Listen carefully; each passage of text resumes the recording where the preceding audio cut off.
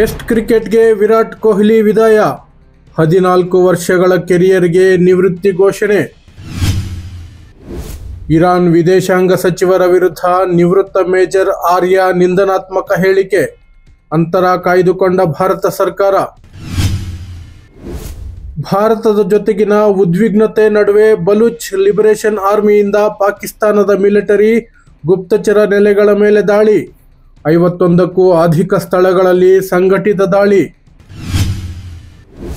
ED CBI ದಾಳಿ ಭೀತಿಯಿಂದ Bollywood ತಾರೆಯರು ಸರ್ಕಾರವನ್ನು ಟೀಕಿಸುವುದಿಲ್ಲ, ಜಾವೇದ್ ಅಖ್ತರ್. ಭಾರತ ಪಾಕಿಸ್ತಾನ ಕದನ ವಿರಾಮ, ಸರ್ವಪಕ್ಷ ಸಭೆ ಹಾಗೂ ಸಂಸತ್ತಿನ ವಿಶೇಷ ಅಧಿವೇಶನಕ್ಕೆ ಕಾಂಗ್ರೆಸ್ ಒತ್ತಾಯ.